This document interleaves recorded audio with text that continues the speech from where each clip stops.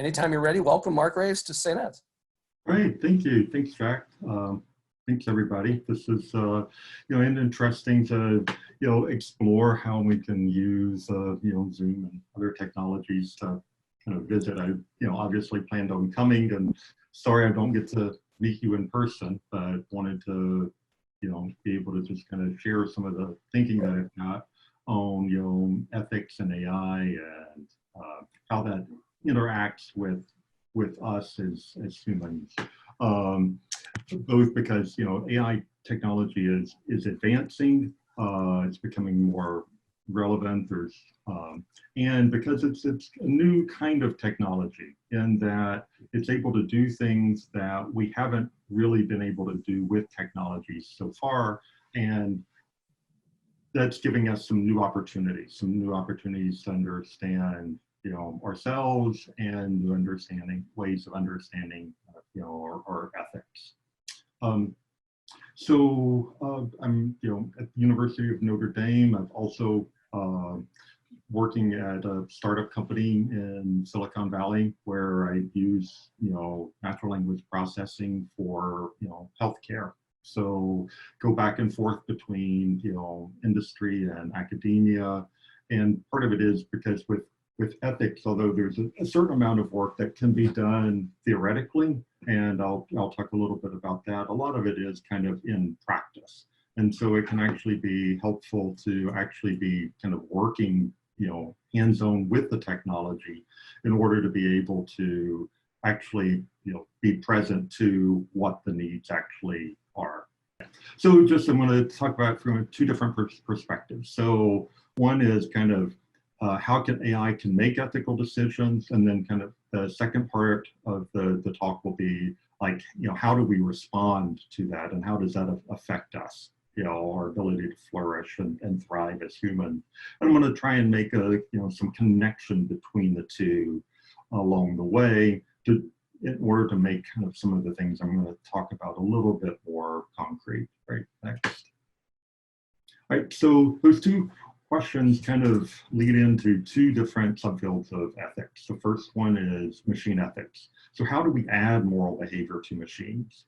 So currently this is an aspect of ethics. It's studied by ethicists, but eventually it's going to be an AI subfield. We develop AI in terms of like robotics, language processing, vision, and this is kind of a machine ethics is leading into how do we implement like moral behavior, moral understanding, moral judgment within AI.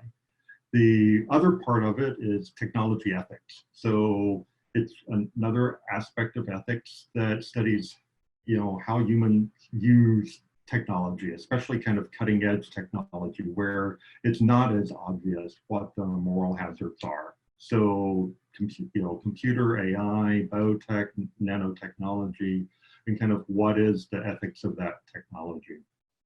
And then kind of at the intersection of that is, well, we're building this technology that, we're studying that we can study ethically just like any other technology, but this particular technology, because it involves things like human reason and judgment, it has a more direct impact on how we can even study ethics and even think about ethics than most technologies are able to do.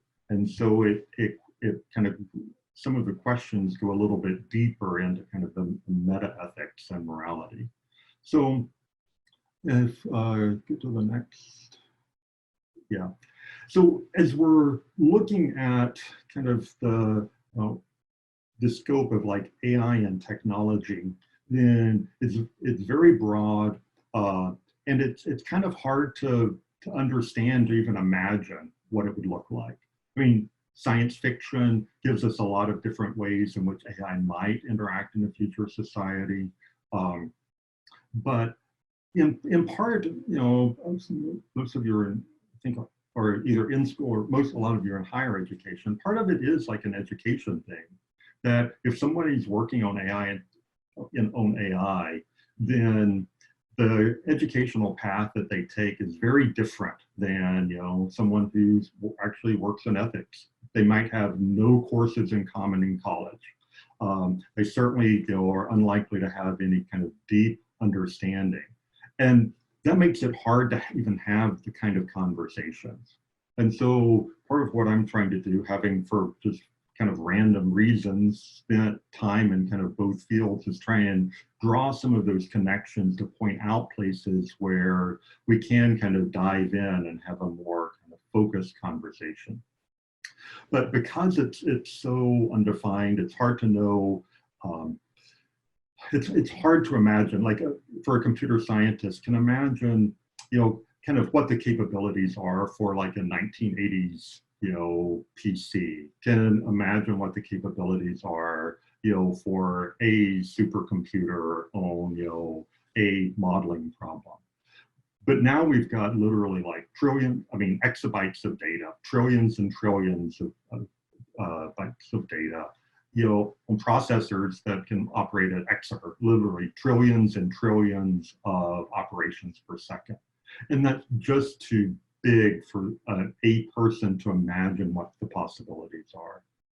We can say, well, but these operations are still very simple, but that also applies to the human brain. I mean, very simple cellular and molecular processes, but it still gives rise to a platform in which, a reason happens. We develop history, we develop political structures. We end up actually developing a lot on what appears to be a very simple platform with a lot of interconnections between those. And so the approach that we end up taking depends a lot on kind of where we're coming from. I think two different directions to consider, a little bit more, emotionally, is from human nature, do we tend to have a pessimistic or an optimistic view on human nature? And then from technology, do we tend to have kind of a pessimistic or an optimistic perspective on technology and society? And when we combine those, that gives us kind of 4 different scenarios that we could consider. So for pessimistic nature, perspective on human nature, so that's kind of like, that humans are fallen, that, we're just not able, at least like theologically, to even identify what the good is, back to Augustine. Or from an Eastern Orthodox perspective, you can have a more optimistic perspective. That's just a process of development. For Irenaeus, that, our development, it's like, you start with milk and then you progress to solid food. On the technology and society, we can have a more pessimistic perspective on technology, especially AI, kind of existential risk, or can have a much more optimistic perspective, kind of that it can be, in a sense, our savior. When we combine those, we end up, if we have pessimistic perspectives on both, we end up with like kind of classic Asimov, science fiction. Humans try and do a good thing, but we're kind of tragically flawed. And so we put these rules in place, but somehow the technology, for all sorts of reasons, just ends up leading down, this path of, of human destruction. If we can also have kind of a more optimistic view on technology, that kind of the transhumanist, that, AI technology and other technologies can kind of save us from our kind of failed human condition. We can live eternally. You can also have kind of a pessimistic view on technology and an optimistic view on humanity, and that, we can actually, in the area called AI safety, we can build safeguards. We can protect humans from what's going to happen technologically. Or we can have kind of a more optimistic perspective on both, that, there is the potential of technology, being able to be used in good. There's also hazards there, but that we need to actually kind of, dive in and work with that so that we can avoid some of those hazards and build technology in a direction that is fruitful for humanity. And although it will certainly be used in harmful ways, that we can also, just like with any technology, also kind of bring out kind of good uses. And so those are different scenarios. And I'm going to focus kind of on the machine ethics, both because I think that that there are reasons to think that is a possible scenario. But also, if we don't work on that, then we're certainly not going to succeed. If we don't try and build technology that is capable of moral behaviors, it's not going to happen by accident. And so then we will kind of be stuck in a scenario that is more aligned with what our fears are rather than our hopes. Right. Next slide. So within machine ethics, some reasons we want to do this is because we want AI to treat us well whenever they become, smart and powerful and, pervasive within society. And in order to do that, then we need to actually build implicitly within that the kind of ethics that we hope it will have. And as it becomes more powerful and is able to make decisions that affect more and more of society, then we need more powerful machine ethics, that as it's able to do more, then we need to actually kind of work within those scenarios in order to bring it along. And then also, like I was alluding to earlier, because if we learn to develop ethics for an AI system, for a computer, then those models, no matter how simplistic, may actually help us understand something about human ethics better. They'll actually help us understand what some of the presumptions are for the way in which we interact with each other. Next. And so there's kind of 4 different scenarios that scholars have identified within machine ethics. There's kind of ethical impact. So, this is where the computer system has some ethical impact on humanity, even if there's nothing intrinsically ethical about the system. It's just a sociological context. So an example of that are these remote controlled camel jockeys. So in the United Arab Emirates, 20 years ago, camel jockeys were, young boys, around age 10 or 12 that were trained to ride camels at very low weight, for sport. And what was developed were these robots that could be remotely controlled that are now actually in the camel races, like the horse races, but for camels. And that actually kind of freed up, eliminated that aspect of child labor. And so there's nothing intrinsically ethical about these remote controlled robots, but it still had an ethical impact. You can have kind of implicit ethics where, if you go into a pharmacy and you've got multiple medications, then there's software that's supposed to identify if there's some harm that would happen from interactions between your new prescription and your old prescription. Doesn't always work, but the software is there to try and catch that. There's nothing explicitly ethical within that software, but it was designed for a specific ethical purpose. And medical ethics do no harm. And so that was a way of catching how harm could be brought about to a patient because of, for example, having multiple physicians. You can also move into more explicit ethics. So military rules of engagement, having software that, identifies, the number of civilian casualties that might happen if a weapon is fired or something like that, identifying hate speech in social media.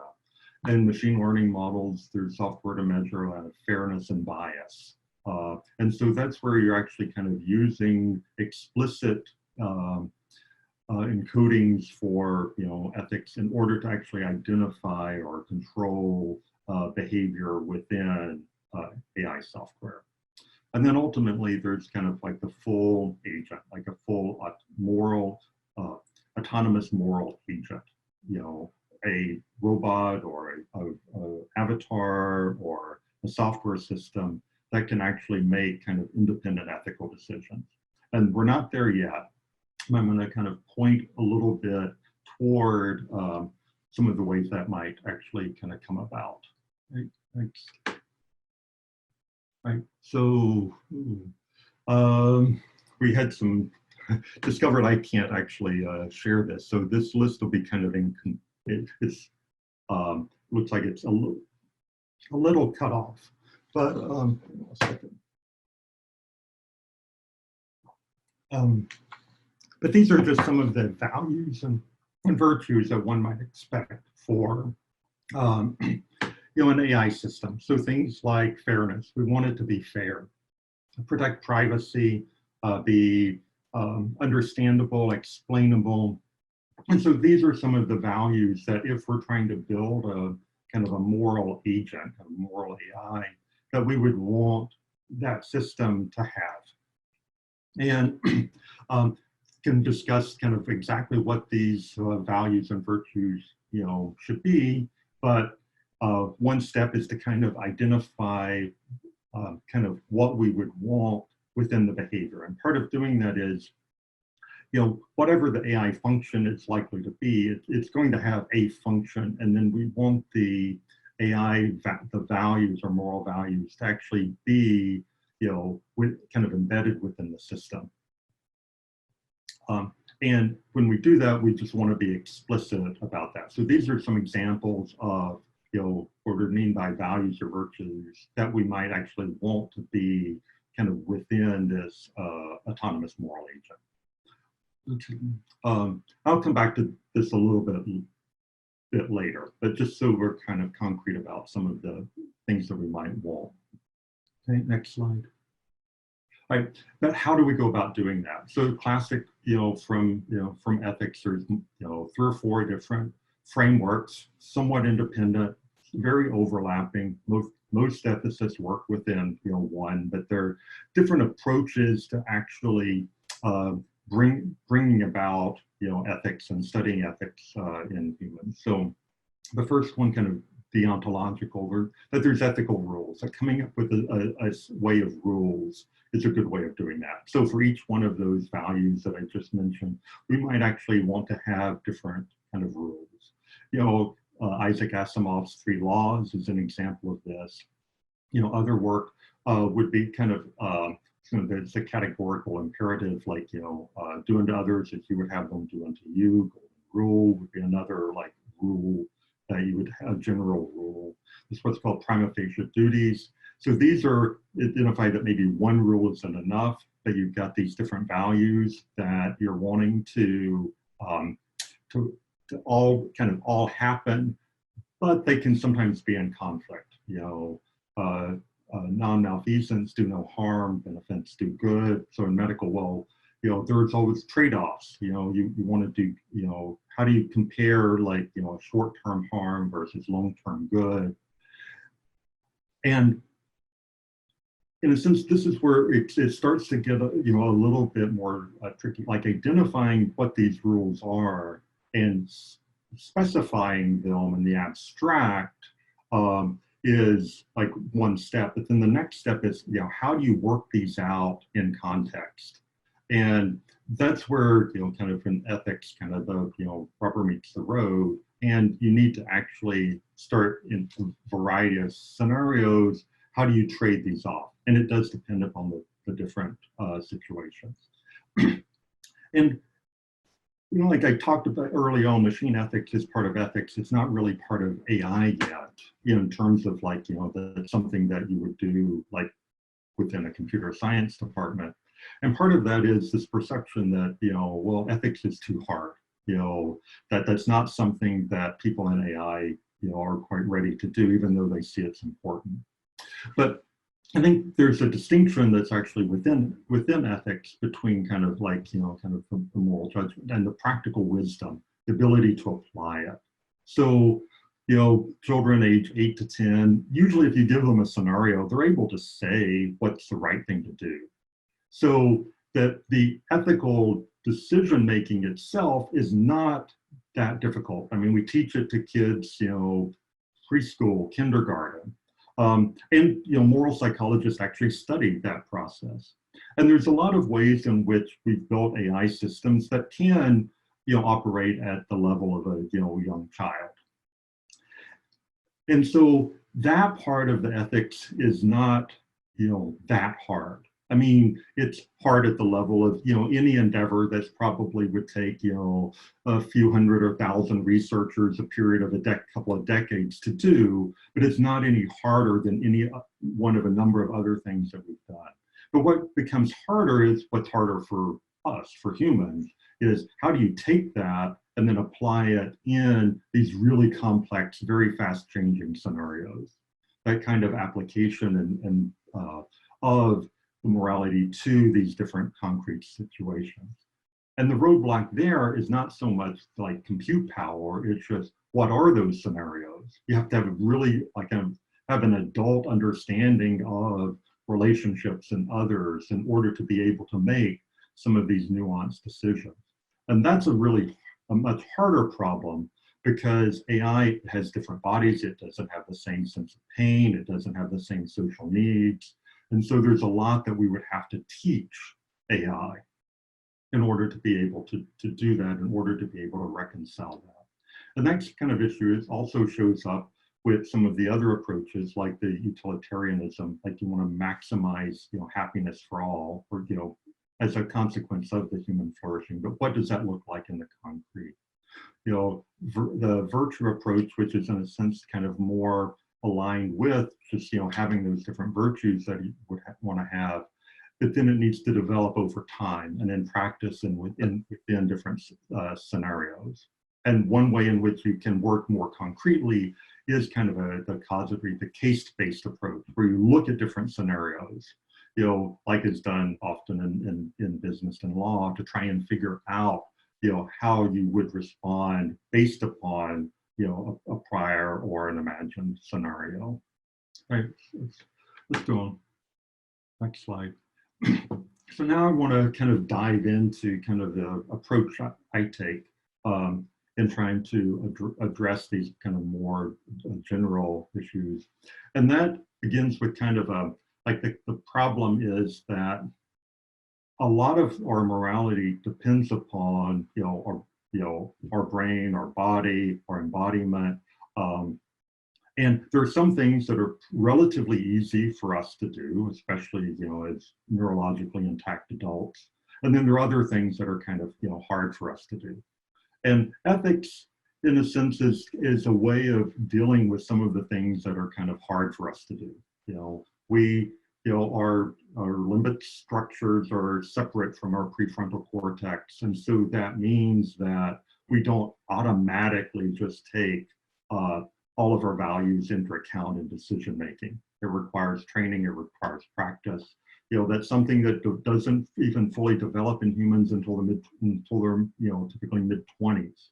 And so a lot of what we're doing with kind of ethical legal systems is, you can look at it as a way of just trying to kind of extend what we have kind of naturally within our brain structures to a broader kind of social system.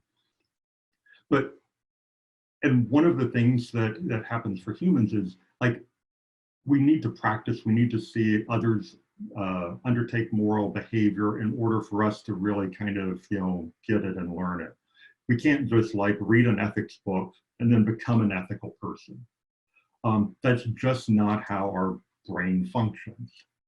However, even though that's a problem for getting AI to understand us, maybe there's also an opportunity there in order to have AI understand a little bit more about our ethics from a different approach. Because that telling a computer what to do and then having it to do it is exactly what computers are good for. I mean, one of the challenges in learning to program is in order to realize that the computer does what you tell it to do, not what you thought you wanted it to do or what you thought you were telling it to do. It doesn't read your intention, it actually does exactly what you tell it. And so is there some way where we've got, especially over the last couple of decades, a lot of text about just everything dealing with the human condition available online? Can we use an AI system to analyze these texts and then extract information about our culture or morality, and actually then use that as kind of a foundation for a model to understand human morality? There's still the hard question of how you take that and then apply it in the real world. That's not going to go away. But at least we can take a step toward this kind of, easier problem of understanding human morality and understanding human ethics, at least in the abstract. So one of the ways to kind of think about this is we're building computers that are able to do what, humans or other animals can do, up to a certain like kind of developmental stage or age. For a while, it was hard to get robots that could do anything more than toddle. And now we're starting to get robots that can, do backflips and, run and trot and everything. So they're kind of, learning to move around the age of, like if we're a typical human, like 4 to 8 years old. They can understand science textbooks at around the level of like, a fifth grader. And if we continue to build this kind of framework for AI, even though there's still a question of how do we integrate it together, then can we then use that as a foundation, give it, millions of text, human culture and ethics, and then have it extract and understand and apply and analyze that. So this taxonomy, the figure that I put up there, some of you may recognize it. It's actually it's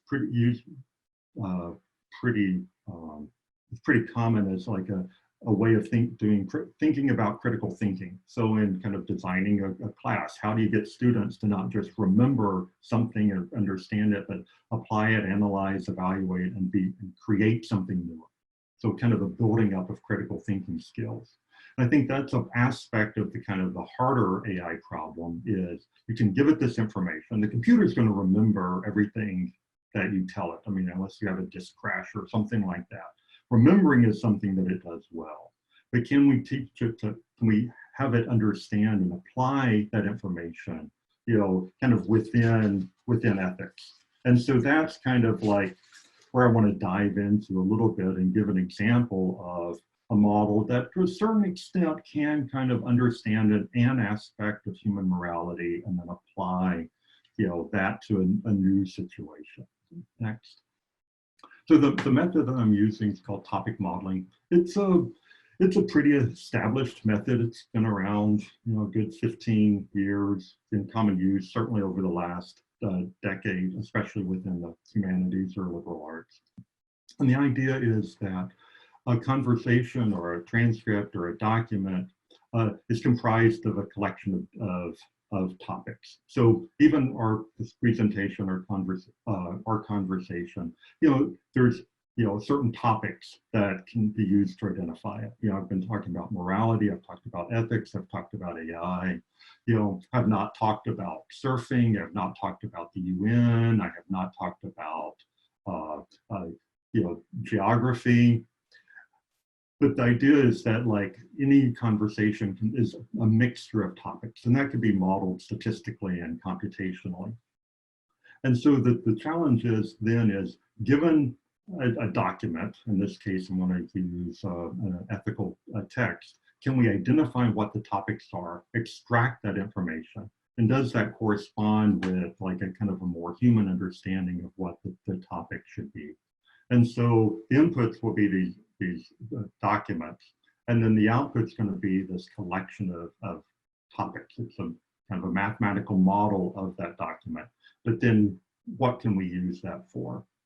So the text that I'm going to use, next slide, is work of Thomas Aquinas, medieval Catholic theologian, philosopher, extremely influential on Catholicism and moral theology. I mean, there was a statement in the 1800s that basically the theology and philosophy of the Catholic Church was Thomistic theology. And that certainly has expanded, especially after Vatican II, but certainly something that's been kind of a central document for, its Christian moral theology and, impact within like, Europe and the Americas and through colonialism, a lot of other areas too. And so the purpose for the Summa Theologica was, Aquinas used this to kind of collect, the wisdom up through, the 13th century as an instructional guide for theology students. It's organized into 5 parts, God, morality, Christ, and then the sacraments. And each part is then divided into about 3,000 articles. In each article is several questions and structured response. And so this was kind of a not uncommon way of organizing material, for this time period.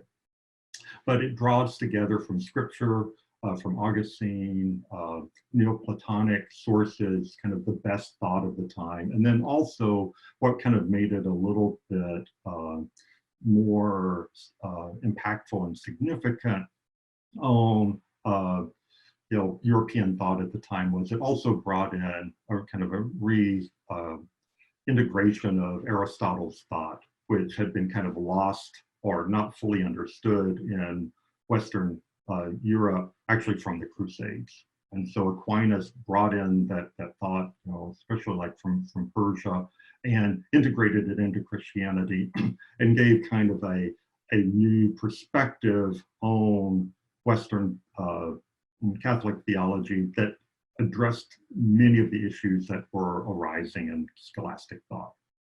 So instructional guide for theology students, it's been impactful on our culture, a way of thinking about morality that was somewhat intended to be somewhat comprehensive. And so the question is, what can we do? How can we examine this using AI? So next slide, just to identify. So this is just, so what I'm doing is, in a sense, the second part. Technically, it's called the first part of the second part of the Summa, which is the general morality. And it starts out talking about, the end, like what our purpose, the end of humanity, how that comes about, through this like happiness in a formal sense. What is it? Our acts, how it's affected by our passions, habits. And so even though these are not familiar terms, in a contemporary culture, then for theology students, they would have had a foundation for this and then be able to kind of move forward. And so even now, especially for, those studying Catholicism to become priests or lay leaders, then this is not an uncommon text to even kind of dive into now. And so what I've done is I've taken the different articles, the questions, and then fed that into software in order to create a topic model. And then, all right, next slide. I've laid that out. It's about, on the right-hand side, I'll zoom in a second, but on the right-hand side, going, vertically are the topics that were identified, and then going across the screen are the 100 and some odd articles from within this particular part. And where the color is brightest is where the model identified the presence of a particular topic, and where it's dark is where there was not that particular topic. Right, next slide. And what this does is just zooms in a bit on the corner in order to be able to just talk a little bit about it. It's a little hard to tell, but if you look down to basically the 8th line, which is about kind of the end, that's where it identifies that something about kind of the end things is where this starts. And then if you go down, hopefully you can see the numbers, but to the 16th line, it identifies a separate topic of happiness. So if you remember, those were kind of the first two sections of Aquinas, and it pulled out these topics. Now the thing to realize with this model is it only got the text. It could break up the words into strings, and then it used the patterns that it found within the text to identify that there were these topics that kind of cohered. And then it fed through those different topics, and you can kind of trace along these topics in order to actually see that the pattern does kind of overlap. And I could go into a little bit more detail, but I just glanced at the time and realized I think I should skip. And so these were the different topics. In the next slide, so what I did was then apply that to the papal encyclicals. So 4 letters about morality from 4 recent popes on their general thinking about major moral topics at the time. So Humanae Vitae on human conception, sanctity of life, Benedict on global economic development, and more recent, Pope Francis on care for the environment. And so, next slide. So then what the software does, so I took the model of Aquinas from the 13th century and used it to try and understand what the papal encyclicals were trying to say. So, so each one of these, what's in italics are things that were kind of shared within the top 5 across the 4 different levels, and what was bold was what was different. So things that it pulled out, like number 2, this kind of idea of the common good, that you know, that there is something that we're trying to share.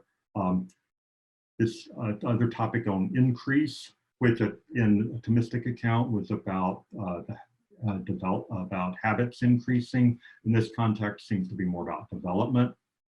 Both in the first couple of human development, the last couple maybe global development.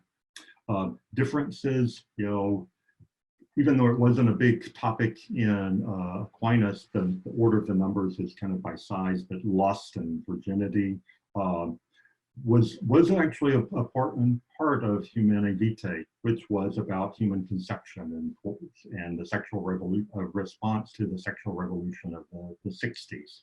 And so it kind of pulled that out. If you look on the right, under Laudato Si, like the 4th one, you know, it's more about grace. And so you can look, you know, at these encyclicals, and you can identify kind of, you know, the different themes that are there. We can go into some of it, like under the 3rd column, the 5th line, you know, man, devil, sin. That's really about like Genesis, and that's not explicit within Caritas and Vitae, but it's kind of drawing a connection as best it could between kind of, you know, these sins of short-term corporate, you know, gain, as kind of identifying like a temptation that humanity has. And so there are kind of interesting things that it kind of pulls out, you know, and in a certain sense, I mean, it kind of understands the papal encyclicals as well as you might expect a, you know, 13th century monastic to be able to understand these kind of contemporary texts.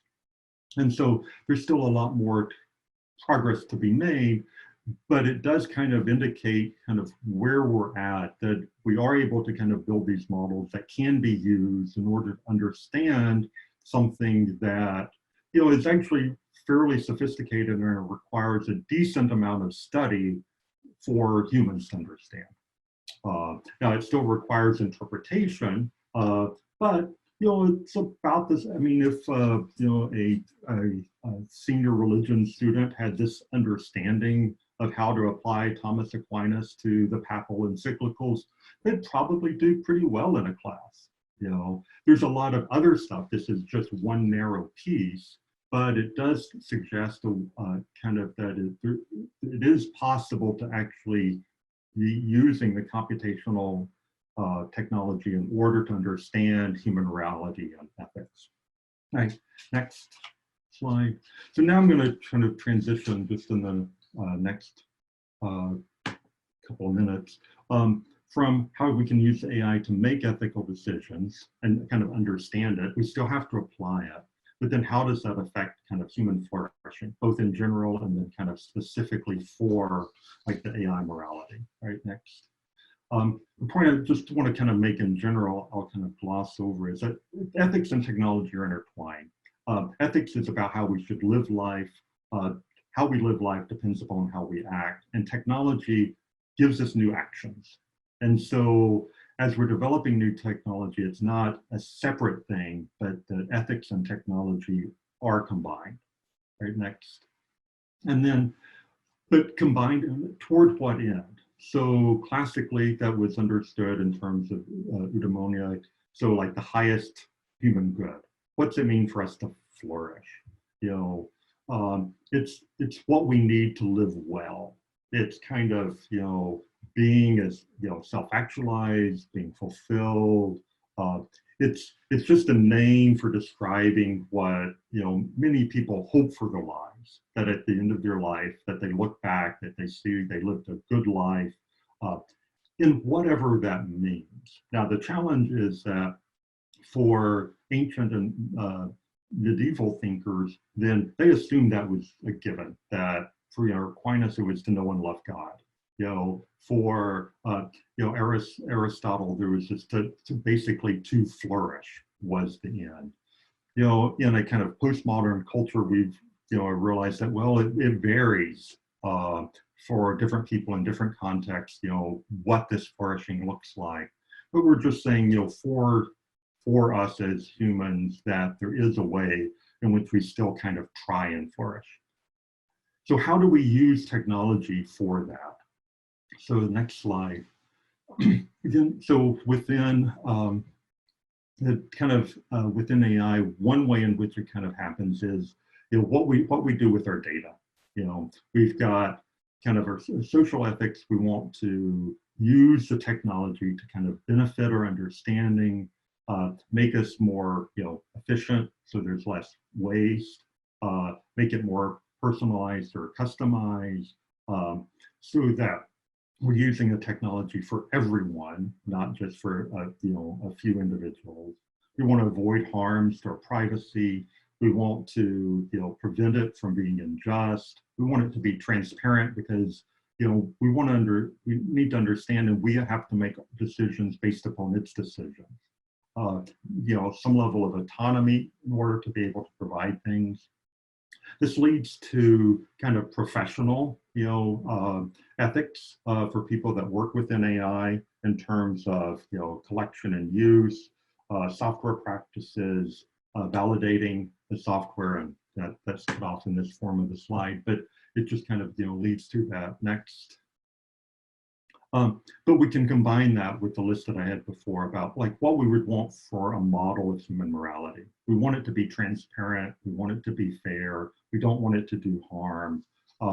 And we can, you know, we also want it to, you know, be reliable and, you know, robust, right? Next slide. So even though I kind of skimmed over that last part, because I paid close enough attention to the time, but the that still kind of guides us toward for the flourishing, that we want to be able to use technology in a way to help us understand human morality. We want it to understand us, because if it doesn't understand us, if it doesn't know what we consider as unethical or causes us pain, it's not going to know how it needs to treat humans as opposed to other AI. And again, I'm kind of talking a little bit in the future at this level with AI as if it's more integrated. We have a lot of different pieces in place, very different platforms, very different methods. But what's missing is kind of pulling it together. It's still at least, you know, another round of technological advance, but that pulling it together is something that's needed to take it from a variety of technology into something that we call like, you know, a proto-person or something like that. However, for us, part of what brings it together in this kind of unity is, you know, being able to function within society, to be able to reflect upon oneself. It's the kind of questions that moral theology and ethics and philosophy wrestle with. And so part of building this bridge is that, you know, that the philosophy and ethics isn't necessarily just studying the technology, but it actually has the tools to actually contribute to this kind of next stage. And this is why that kind of optimistic, pessimistic perspective becomes kind of, you know, a little bit more important, because in order to do that, to follow through, then you have to be hoping that if we actually build kind of morality into AI, that we can do it in a way in which that is beneficial to human flourishing. If we think that building in that kind of morality into AI, that the best case scenario is it just understands how to avert human laws and takes over the world more quickly, or that we're completely incapable of building something like that, well, then we shouldn't be doing that, then we should try and put up other safeguards. So it certainly depends upon the perspective that one takes. But it does give us an opportunity to communicate what we think of as value, and I listed some of the values that, within ethics and data ethics, we're kind of, coming up with. But we can still use it to be learning about human morality. I showed it for one specific text from one particular medieval scholar, but we can expand that in a lot of different directions, a lot of different systems, and use that to understand our morality. But then as we're doing that, part of why I was saying that, the optimistic perspective is good, because the decisions we make with respect to AI affect not just AI and the future of AI, but, how it respects, what does it say about us? A couple of years ago, somebody took, it was a robot, but it was nothing but like, some lights and boxes and stuff like that to try and get it to hitchhike across the US, and it made it to Philadelphia and people just beat it up. And so it didn't have an impact on the robot itself. It wasn't intelligent or sentient in any way, but that tells us something about us. And so part of actually kind of treating AI well is in order to build the habits and practices in us, and so that we become better people, and that's another way it contributes to flourishing. Okay, the next. So in conclusion, so a step toward AI beginning to make these ethical decisions is to explicitly model it, so that, and move toward what we can understand by it. So the topic modeling kind of shows one way of doing that in text of moral significance. But then our response to that makes a difference. So it affects us directly, depending upon building better systems that can make better decisions. It also, as we develop these interactions with AI, then we develop practices. What are our practices of responding to technology? How do we respond to unknown future technologies? And then to us with AI, that shifts our end, that shifts kind of the next stage in human society. How do we integrate in some of these technologies? And that ends up defining us, as people, right? So thanks. No, we don't have a lot of time, but I'll try and go through as many questions as we can, and always feel free to contact me too. My email was at the beginning. Thank you, Mark. And I know people have schedules like this is their lunch hour. Maybe they have to go back at 1, but we'll go longer if you can stay. And following the tradition I had in college when friends at William & Mary told me that the students got to ask questions first and the faculty had to shut up, which is probably unusual. Do any of the students, or maybe our visitors, we have an alum and we have somebody I think still who's in Cambridge. If you have any questions there, I don't think we need to moderate the way I suggested at the beginning, with text and icons. Just unmute your mic and ask Mark, and maybe we can start again with the students and visitors. Any questions for Mark? I have a million, but let's start with y'all.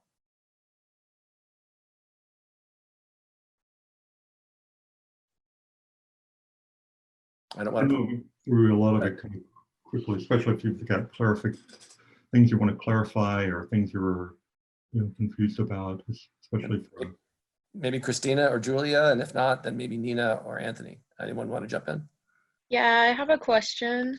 So, how will developing like a digital Olympic system, as you put it, come about? Like, would it entail like giving an appropriate response to the presence of like a keyword like sad or angry or upset? And would the presence of like certain types of touch and sensation related to pain and other emotions be in play with this in terms of like the somatosensory cortex and those kind of neurological structures? Yeah, so part of it depends upon the kind of system you're building, whether it's more robotic or more abstract. But like for just within the language, there's sentiment analysis, which does pull out those kind of emotion curing words and can identify whether text has kind of a more positive sentiment or a negative sentiment. And then kind of a next stage beyond that is like, identifying, as you mentioned, pain. I mean, there can be direct physical pain, which is kind of the thwarting of or fear of either actual or possible tissue damage. But then we have like social fears on top of that, and can feel social pain because we're social animals. And so, like, for example, one place where that comes by is like the identification of hate speech. It's not just saying something that's unpleasant or certain words. There's a certain way in which it becomes hateful. And certainly people can joke and say things that were, if said intentionally, would actually be, very destructive. But that there's some complexity there that actually does pull in, like several of the things you mentioned, awareness of pain, emotion, sentiment, things that, in a sense, our limbic structure does, just like, it works with other animals. But then we've got the connections to, like, our prefrontal cortex and other regions that then give rise to this kind of, foundation for ethics.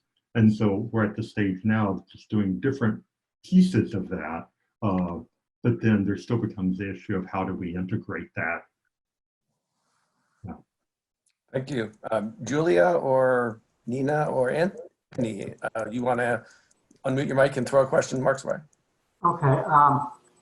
Many decades ago, I served on a committee advising the government of Ontario about sexual ethics. And the question, the very concrete one, came up: what concerns should be put into administrative law for surrogate motherhood?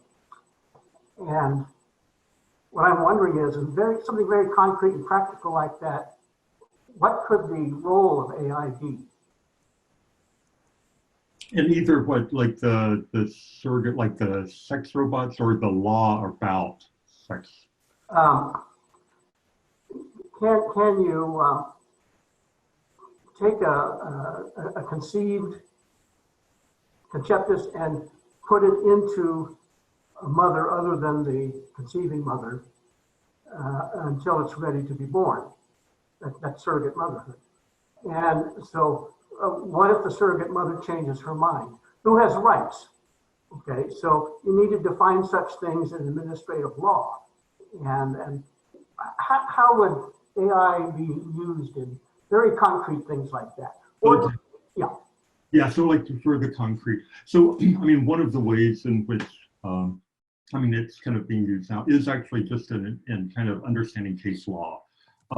So identifying of relevant cases. I mean, you can do some stuff with search, but having a kind of a deeper understanding of the law can actually be helpful in kind of bringing that out, synthesizing it.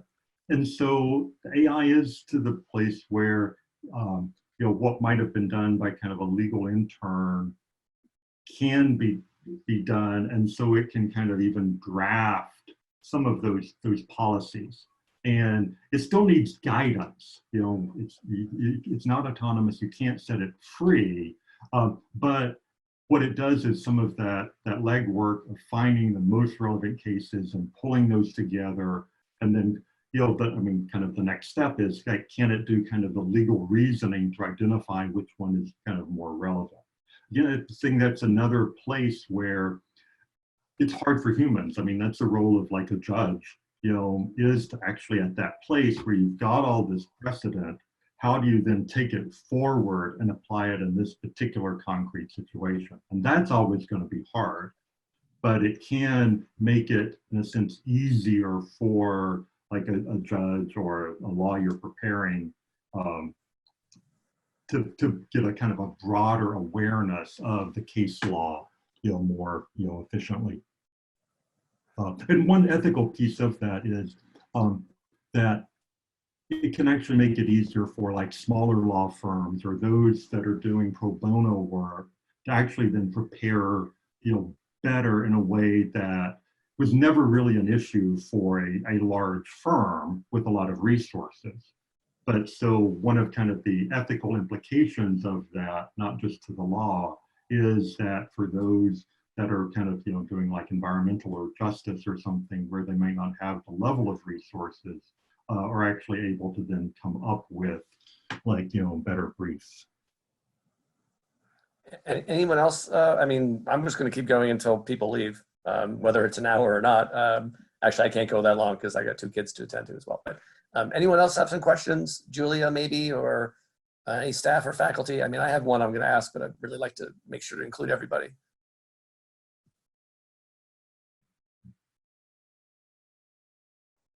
Okay, so I've got one for you, Mark. I've especially liked your example of using Aquinas and having the machine learning tell us the sort of central themes that show up for Aquinas, and then of course taking that and running the sort of Aquinas robot program on the encyclical. So as a Catholic, it would be interesting for me to look at the Francis encyclical on the environment and say, oh, it's very Thomistic in these ways, or it's not Thomistic in these ways. And of course, it'd be very Thomistic because Aquinas is super important to Catholic moral theology, but something's happened since the Middle Ages also, so it's going to have other things. So here's my thought.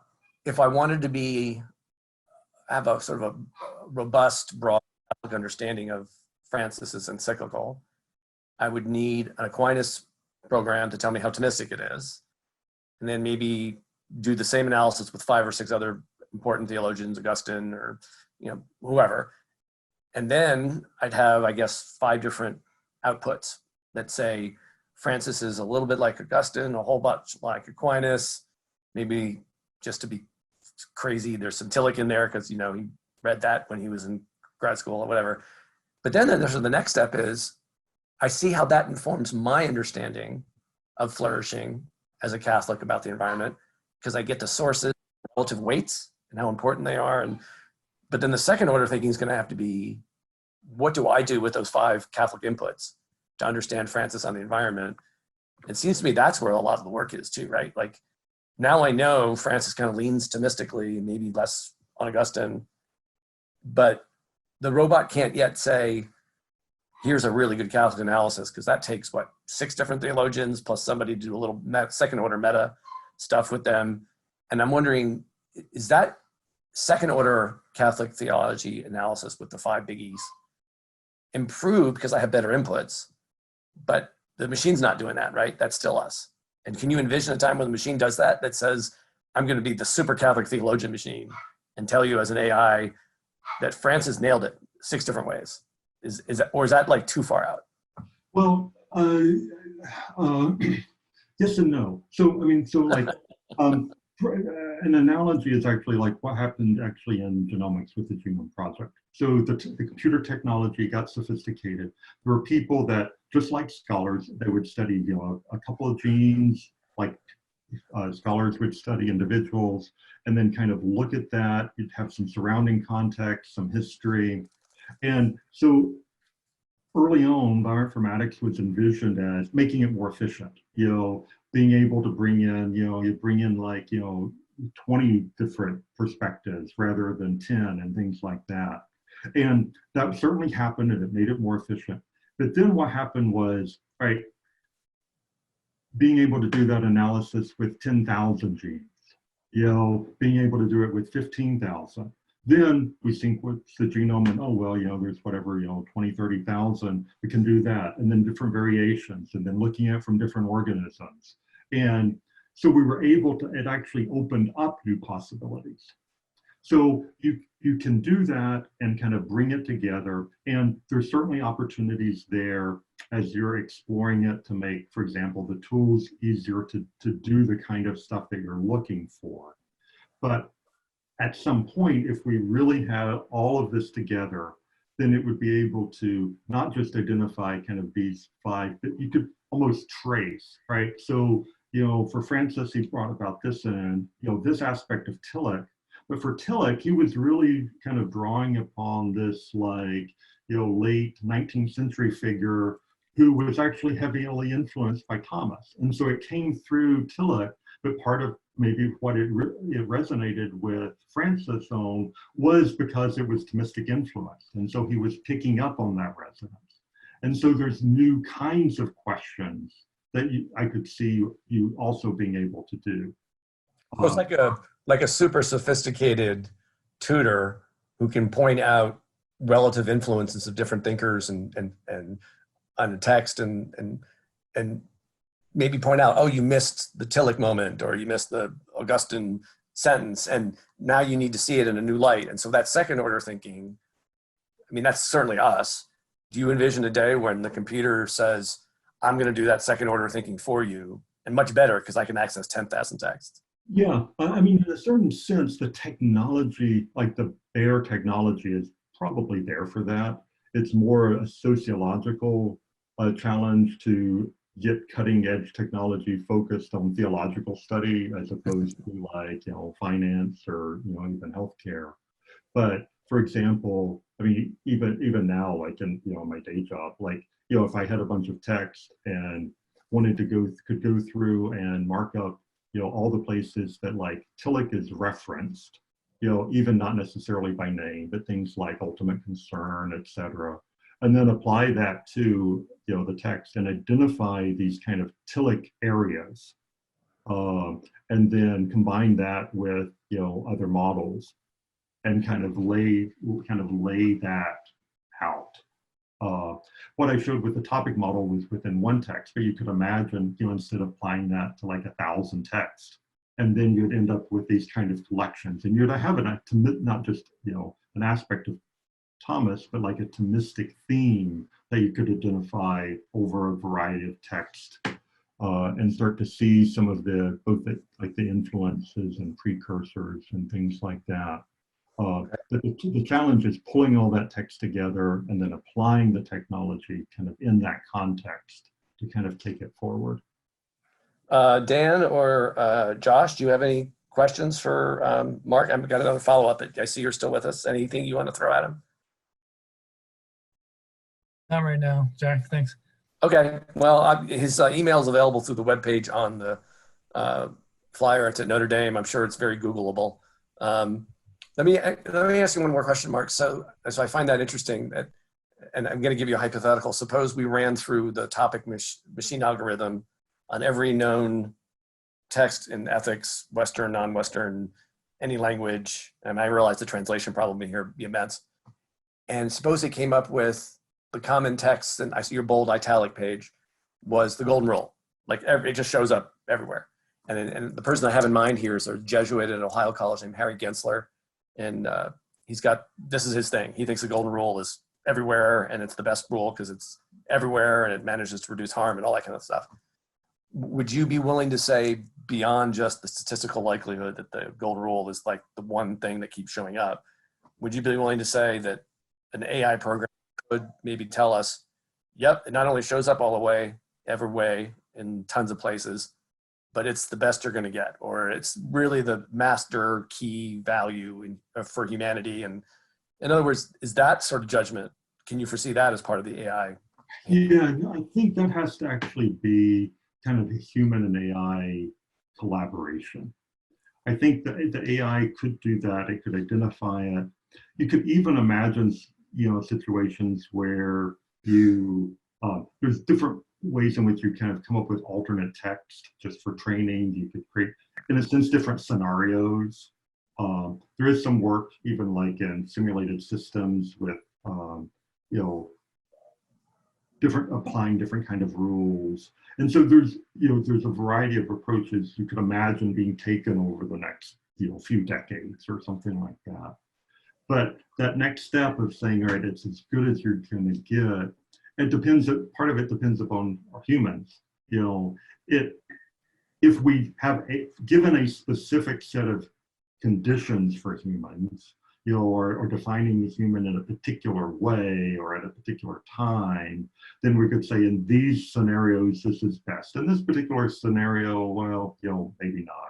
I mean, a classic example from ethics is, in Nazi Germany, do you lie to someone who comes and asks you if you've got Jews hidden in the basement when you've got Jews hidden in the basement?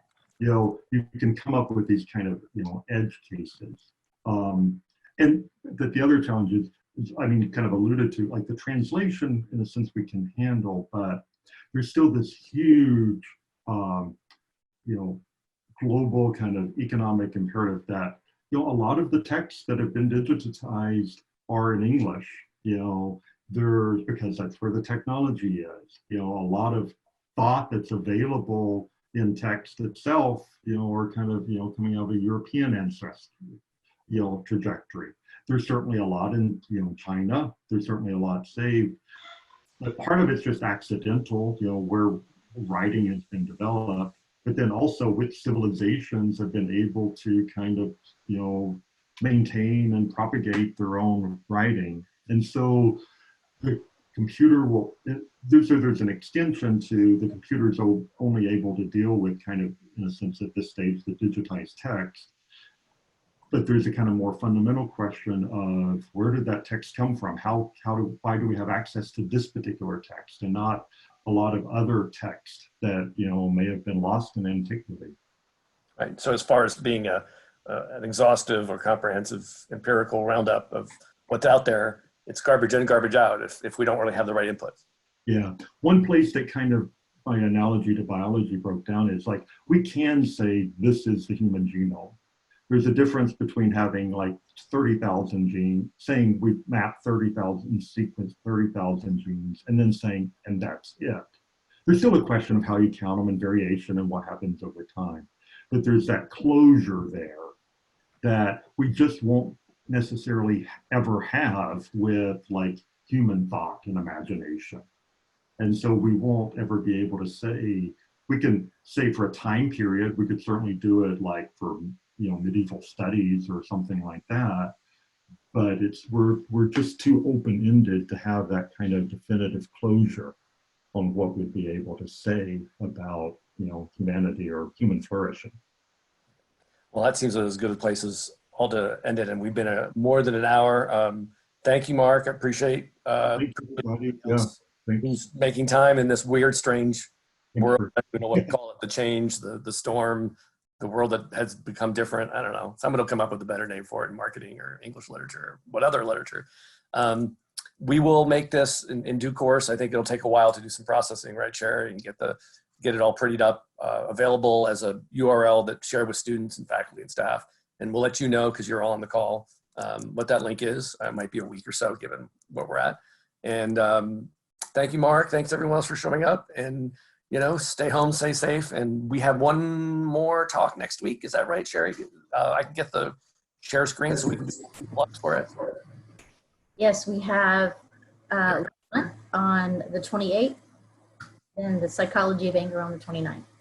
Okay, well, that's right on the screen. You can go to Ethics on the Hill for details. We have a French citizen who used to go to school here for a little bit, and he covers comic books around the world. And then our fusions, for those that don't know, are usually just we talk about an article that's interesting over lunch, but we'll have to have a virtual lunch and have a real conversation. So again, ethicsonthehilltop.org. Thanks, everybody. Thank you. All right, thank you for being around, and good to meet you all.